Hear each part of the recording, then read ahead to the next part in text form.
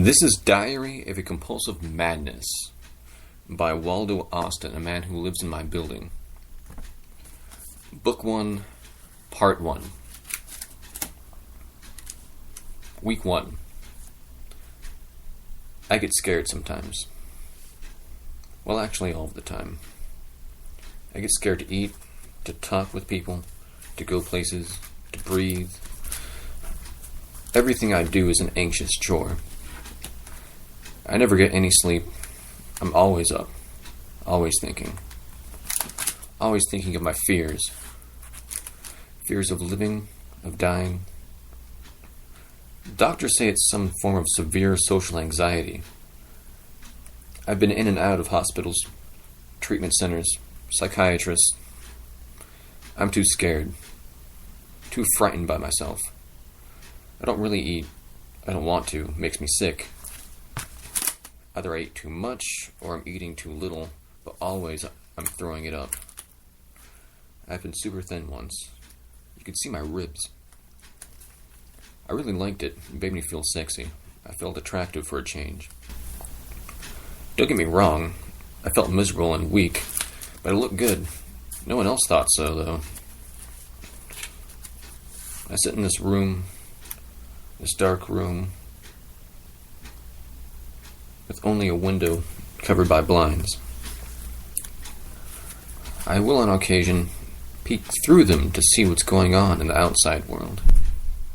I can't look too long because the sun is so bright. It gives me a panic attack. I sit here and then I sleep. Then I sit some more, then I sleep again. Sit, sleep, sit, sleep, sit, sleep. That's it. I'm too scared to do anything else. I'm too scared to leave. Week 2.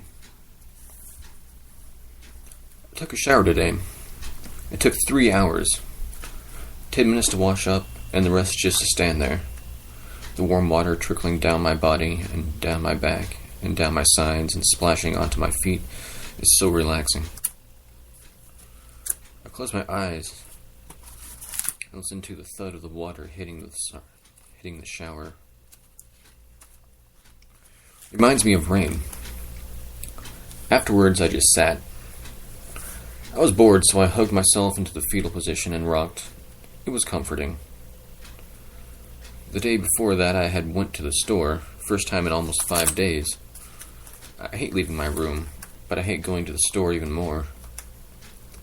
All those people staring and looking at you.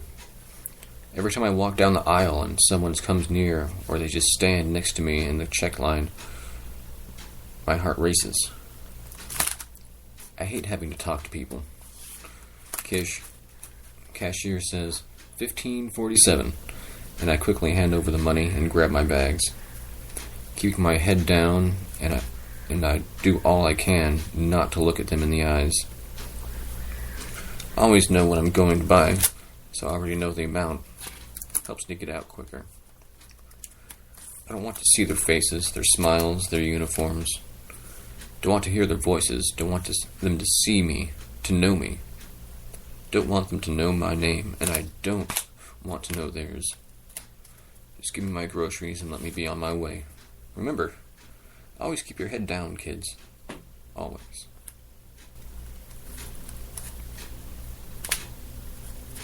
Week 3. It's getting colder in here now.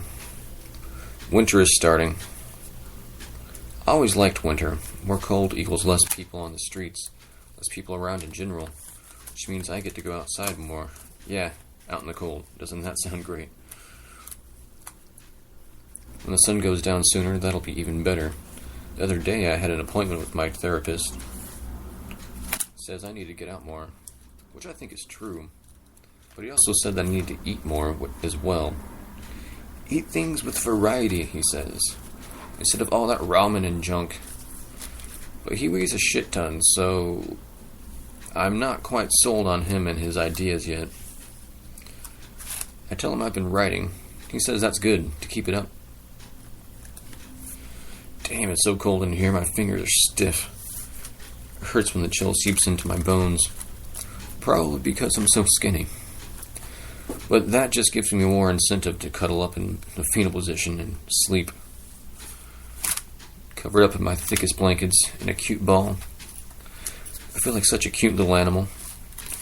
If you saw me, you would think that I'm adorable. I love to be petted and snuggled and loved and held. Haven't had that in a long time. I forgot exactly how it feels to try to, so I try to think about it, and the feelings sometimes feel so vague, yet very, very small.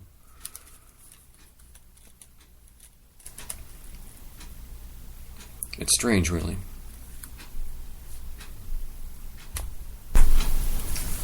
Week 4. It's raining outside today, so I'm just going to stay inside. Maybe make some ramen later. The rain just makes it colder in here. Feet are numb because of it. Like frostbite is how they feel. I can feel the blood in them slowly and painfully pulsate through the muscles of my toes, and as I wiggle them, I just want to freeze and not eat. Just rock back and forth into a disconnected slumber. Yes, sleep is what I need. More sleep all the time in this freezing weather is better than feeling it. Week 5.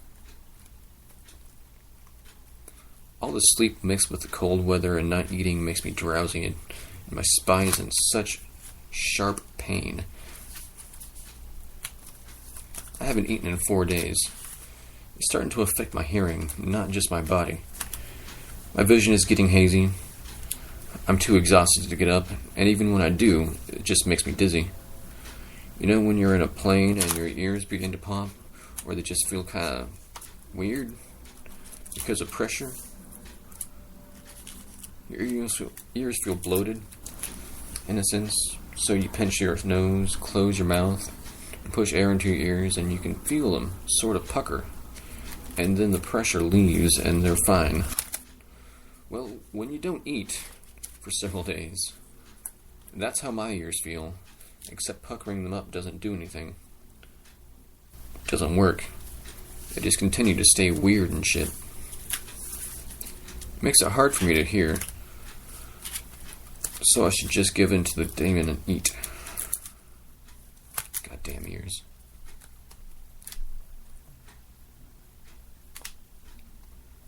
Week 6. I bled again today. I was really stressed out after I got home. All those people, all of them staring right at me, conspiring against me with their whispering words. Don't think I can hear you? I can. So I chose to do it. It felt good.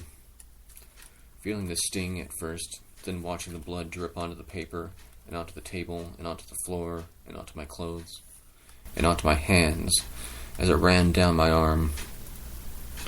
The greatest release ever. Drop after drop after red stinging drop.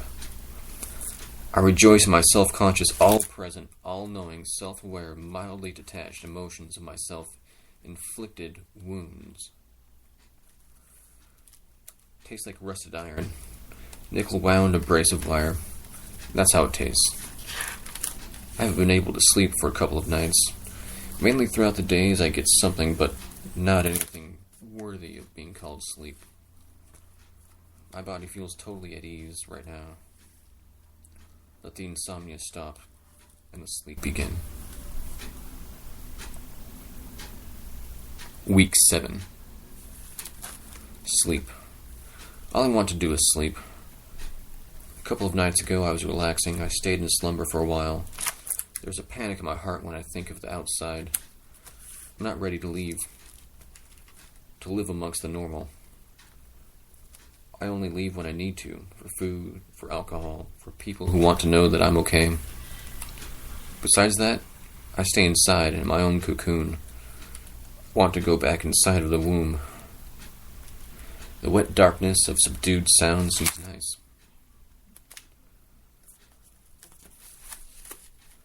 I just want someone to love, someone to cuddle with, someone to care for, someone to care for me. Fuck having sex. I just want cuddle. Week 8. I stare at the ceiling. I count the panels up and down, left and right. 4 vertical, 3 horizontal. Same ceiling, every day. The isolation is suffocating and yet comforting. I can't stand the uneasy feeling of staying in the same place all day. So I left and went out. Walked the streets and just, walked. Nothing more, nothing less. I felt the cold burn my throat as I breathed in. It was like I couldn't breathe or I was out of breath, struggling for air. Once I came back home, I just fell into my bed and slept, full of exhaustion, trying to catch my breath. Sleep. Just sleep. Week 9. My body feels so weak today. I can't get warm enough. I squeeze and hold my sides together. My eyes are on fire and there's a knock at my door.